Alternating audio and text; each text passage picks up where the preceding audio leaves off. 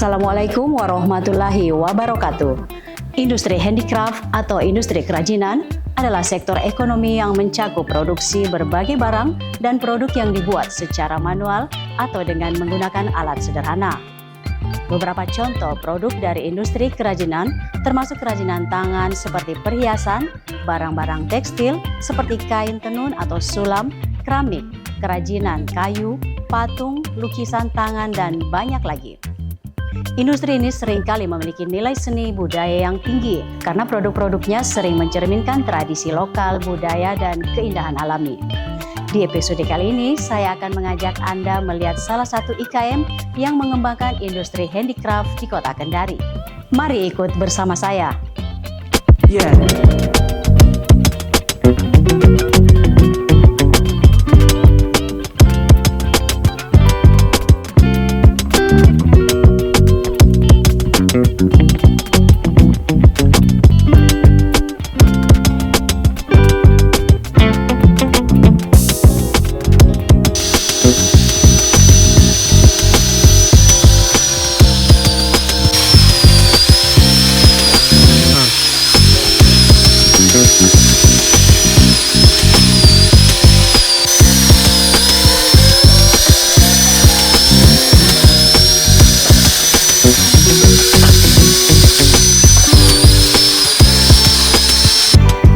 Sekarang saya bersama Bapak Helson Mandala Putra, pemilik IKM Bika Niata, dan saya akan berbincang-bincang dengan Bapak Helson tentang apa saja produk-produk yang ada di IKM Bika Niata. Apa yang menginspirasi Pak Helson untuk memulai bisnis handicraft dan home decor ini? Kalau inspirasinya sendiri itu saya mulai ini karena pertama saya ini sejak pertama saya mau punya usaha sendiri, saya ingin jadi pengusaha dan tidak langsung kepikiran buat home decor ini, tapi lama-kelamaan saya sama teman-teman melihat bahwa saya ada ketertarikan di bidang merakit barang, produk begitu, dan saya pernah langsung memutuskan kita buka usaha. Saya ingin jadi bos suatu hari nanti, makanya kita mulai usaha Bika Niata. Sejak kapan Anda memulai IKM ini? Kalau untuk Bika Niata sendiri sebenarnya resminya nama Bika Niata itu sejak tahun 2021 kemarin. Tapi kami sudah mulai itu dari 2017 perencanaan sampai kita observasi dulu, survei produk apa yang bisa kita buat yang jarang di Kendari. Kita mulai dari produk yang kecil-kecil, kita akhirnya 2018 awal kita mulai berdiri namanya Bika Nia dulu. Kita mulai dari situ dari produk yang kecil yang wood print, kita transfer foto ke triplex dulu. Dari situ alat-alat kita masih manual sekali, masih hanya yang kami miliki hanya cutter sama triplex sama satu lem, dan itu yang kita print. Mulai dari situ mulai menjual, lama-kelamaan sudah mulai ada modal, kita kumpulkan alat-alat. Lama-kelamaan kita mulai buat furnitur dan sampai sekarang terus berkembang model-model furniturnya. Yang membedakan produk kerajinan tangan dari Bika Niata ini dengan produk serupa di pasar saja, Pak? Sebenarnya intinya itu ada dua. Yang pertama, kalau untuk dibandingkan dengan yang di pasaran kebanyakan itu kan sudah ukurannya sudah konstan, tidak bisa berubah-berubah. Jadi orang datang ambil langsung itu ukurannya. Jadi ruangan yang menyesuaikan.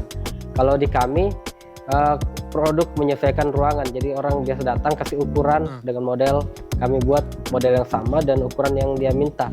Kemudian kedua, untuk masalah harga, kalau kebanyakan orang itu hitungnya per meter, kami di sini masih hitung per bahan yang dipakai untuk ini seberapa banyak, dan itu yang dijadikan patokan untuk harganya. Bagaimana Anda memperoleh keterampilan untuk membuat kerajinan tangan Bika Niata ini? Kalau itu alhamdulillah ini kami belajar sendiri sebenarnya, otodidak. Jadi mulai dari yang kecil-kecil. Jadi kita tidak langsung bisa bikin yang beginian. Dulu waktu pertama sekali saya tidak pernah bayangkan bagaimana caranya bisa bikin lemari, meja TV.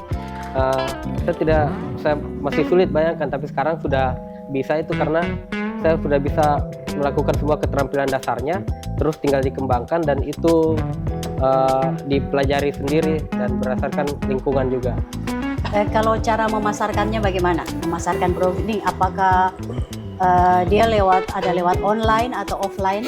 Oh ya, kalau untuk pemasaran kami itu memang kayak 90% di online, di Instagram dan kadang-kadang Facebook juga. Di Instagram dominan di Instagram. Kalau offline-nya paling mulut ke mulut saja, cerita-cerita ke teman. Makanya kami pertama itu yang target pasar kami pertama itu teman-teman dulu waktu pertama buka. Kami kan punya organisasi, ikut komunitas juga. Nah di situ pemasaran pertama kita teman-teman komunitas. Lama dari situ, dari situ sudah mulai dikenal. Akhirnya di online-nya sudah mulai banyak followers. Nah di situ sudah mulai ada terus orderan sampai sekarang. Pak, jenis-jenis produk apa saja yang dihasilkan oleh IKM Bika Niata ini? Oke, kalau untuk jenis produk mayoritas orang itu memesan di sini meja TV, rak-rak, dan meja tamu, dipan juga, lemari juga, bervariasi ya macam-macam sih. Tapi kebanyakan kita buat meja tamu dengan meja kerja dengan meja TV itu. Yang terbanyak dipesan yang Iya, meja tamu, kebanyakan meja TV. kebanyakan meja dengan rak, terakhir rak. Kalau kursi kita masih belum terlalu menerima berbagai model kursi. Terus apanya tadi ya? Omsetnya per bulan itu berapa? Oh, kalau untuk omset sendiri kemarin kita kan sudah ada pencatatan keuangan. Jadi kalau untuk pemasukan dan pengeluaran itu main-main di 20-an kalau untuk pemasukan pengeluarannya. Tapi itu yang masuk sama kelotak. Terus kalau bersihnya, untuk bersihnya itu paling rendah itu 5, terus tertinggi kemarin 17. 5 sampai 17 juta. 5 sampai 17, Iya. kisaran 5 sampai 17 ya. Kalau lagi sepi sekali itu dulu pernah 5, tapi sekarang alhamdulillah sudah mulai di atas 10. 5. Jumlah karyawan IKM Bika Niata ini berapa, Pak? Kita itu ganti-ganti sebenarnya, ada yang masuk keluar, tapi sekarang untuk yang sekarang ini semua, kalau untuk di Bika Niata sendiri 5 orang dengan saya, 1 admin di rumah. Adminnya di rumah saja, di sini yang kerja 5 orang dengan saya. Terus biasa ada sepupu yang bantu juga di sebelah, kan kita ada partner juga di sebelah tuh. Jadi kita biasa kalau kekurangan tenaga panggil sebelah juga bantu ke sini. Jadi sekitar kalau bantu kerja 5 orang. Seperti itu kalau untuk jumlah tenaga kerja. Iya, selanjutnya untuk memasarkan produk-produk dari IKM Bika Niata ini, mungkin masyarakat bisa lihat di mana, Pak? Oh iya, kalau untuk berbelanja atau melihat mau belanja produk Bika Niata, khususnya kita tuh sebenarnya di Instagram. Di Instagramnya itu Bika Niata, Bika Niata saja, Bika Niata saja. Alhamdulillah followersnya sekarang sudah 4.000 sekian begitu. Terus kalau mau offline juga bisa langsung datang di workshop. Biasa itu kalau yang ke workshop yang konsultasi dulu soal ukuran modelnya beda sedikit. Nah itu bisa datang ke sini sentra IKM atau kolam retensi di workshop nomor 5 Bika Niata gitu. Baik. Bagaimana dukungan pemerintah Kota Kendari terhadap IKM Bika Niata ini?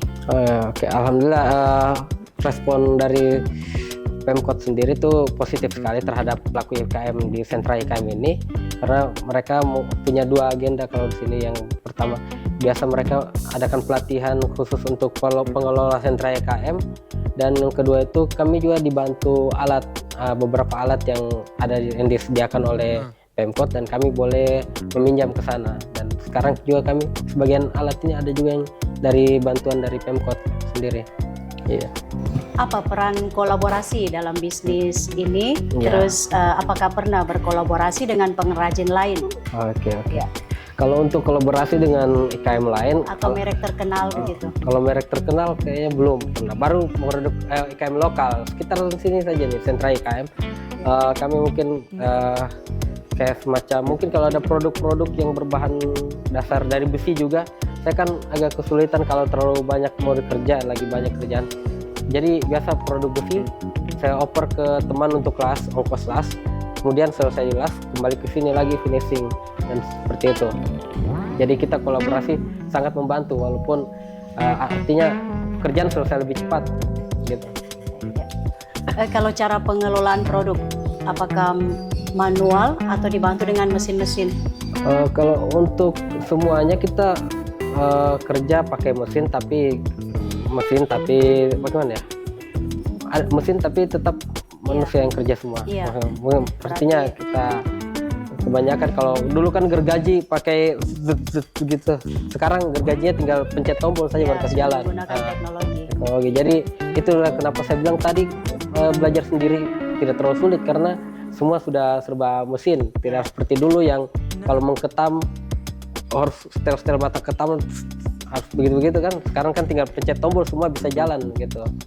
Produk dari Bikaniata ini sudah ada sertifikasinya. Kalau sertifikasi produk kayaknya kalau untuk di Kendari kayaknya belum ada lembaga yang ini memberikan sertifikasi. Tapi kalau untuk legalitas usaha kita sudah daftar juga di OSS itu untuk nomor induk berusaha kayak itu. Ya, NIB sudah ada semua. Soalnya kalau di sentra IKM ini memang ditekankan ada itunya karena setiap biasa juga pihak sentra IKM mengadakan pelatihan dan itu dibutuhkan NIB. Baik. Selanjutnya kalau cara menyesuaikan produk dengan tren mode yang ada atau permintaan pelanggan, siapa tahu pelanggan mau yang seperti ini, bagaimana itu Pak? Oh ya, itu juga salah satu alasan kenapa produknya Bikaniata itu selalu bervariasi karena memang permintaan dari pelanggan itu berubah-ubah dan kami juga melihat itu bahwa model sekarang seperti ini. Nah itu yang kalau dari pelanggan sudah ada 2 orang atau 3 orang yang sudah memesan model yang mirip atau serupa, nah itu yang kami gencarkan untuk promosi karena kayaknya sedang musimnya ini, jadi kita harus jadi itu yang kita promosikan lebih banyak seperti itu ya. Semua sumbernya dari tren dari pelanggan juga. Bagaimana melacak perkembangan bisnis dari Bapak dari segi penjualan, pendapatan dan pertumbuhannya? Oh iya, kalau untuk dari segi mulai dari segi pertumbuhan ekonominya dulu ya, penjualan ya.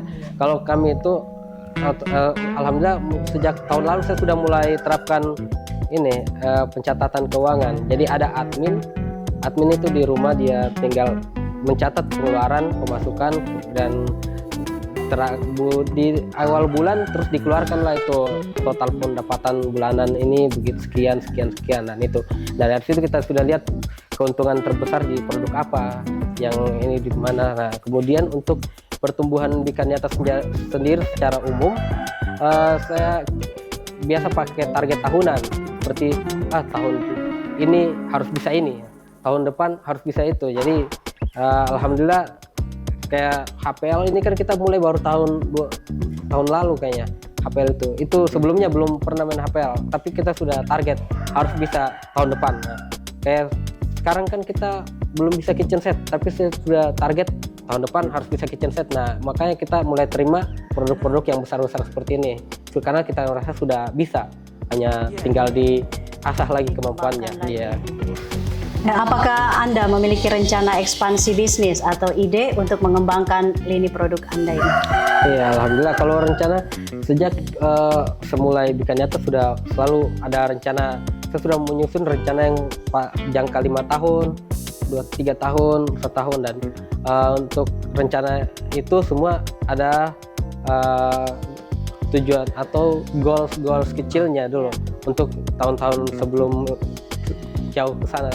Nah, untuk tahun-tahun yang pertama itu kita mulai dari peningkatan Bikaniata. Nah, untuk setelah bisa meningkat, kita sudah punya rencana seperti mungkin nanti kita akan buka ini kayak toko sendiri khusus untuk produk-produk Bikaniata. Terus kemudian kita membuka lagi reseller untuk di daerah-daerah. Seperti itu kalau untuk rencana ekspansi kami. Rencananya tertata dengan rapi. Ya, alhamdulillah. Tinggal dijalankan dengan baik, tinggal dijalankan saja. Iya. Selanjutnya, apakah Anda memiliki saran atau tips bagi mereka yang tertarik untuk memulai IKM Handicraft ini? Oh iya. Itu saran buat semuanya teman-teman yang baru mau mulai bisnis seperti ini. Intinya pertama mencoba dulu, lakukan dulu yang mudah. Tidak perlu langsung lihat yang sulit, langsung kerja yang sulit. Karena semuanya bisa dilakukan kalau kita sudah bisa dasar-dasarnya. Tinggal dikembangkan, diasah, diulang-ulangi terus, repetisi sampai ahli. Dan di situ baru kita akan bisa dengan sendirinya menemukan celah di mana kesalahannya dan jadi ahli gitu. Jadi intinya dilakukan dulu, jangan dulu berpikir terlalu jauh. Iya. Jadi seperti itu. harus ada semangat. Iya, kalau memulai itu intinya kalau kita mau memulai memang tidak bisa langsung yang sulit. Ya, Ya. kita belajar Jangan dulu. berpikir yang muluk-muluk dulu. Iya, iya. Jalani dulu yang ada. Betul. Seperti itu. Baik, selanjutnya apa harapan Bapak terhadap pemerintah Kota Kendari, terhadap masyarakat dengan adanya KM Bika Niata ini? Oke, kalau untuk harapan terhadap pemerintah kota sendiri, ya, alhamdulillah sudah beberapa harapan kita yang kemarin itu seperti memperbaiki jalan di sekitar sentra EKM dan listrik sudah mulai terpenuhi. Jadi mungkin selebihnya tinggal semoga kita terus diperhatikan. Dan sedangkan pada harapan kami untuk masyarakat semua di Kota Kendari untuk produk-produk atau untuk produk yang untuk isian rumah mereka itu sebelum mereka membeli untuk produk di luar, langkah baiknya mengecek dulu di Kota Kendari karena di Kota Kendari ini sudah banyak mebeler yang lumayan hebat dan mebeler yang bisa memenuhi ekspektasi para masyarakat semua untuk mengisi rumahnya yang baru gitu. Oke. Itulah tadi bincang-bincang kami bersama Bapak Helson Mandala Putra, pemilik IKM Bika Niata Handicraft and Home Decor ini. Selanjutnya kami akan melihat-lihat produk-produk yang ada di IKM Bika Niata ini.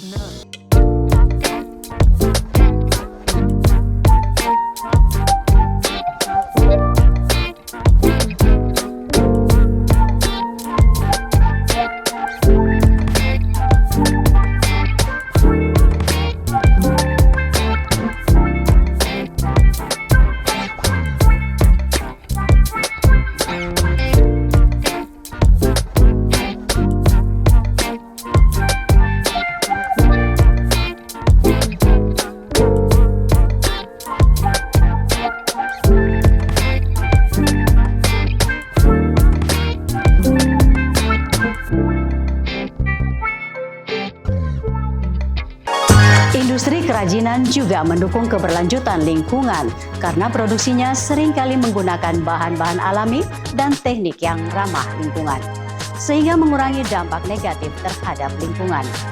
Demikian geliat UMKM kali ini. Saya Emi M. Gunawan pamit undur diri. Wassalamualaikum warahmatullahi wabarakatuh.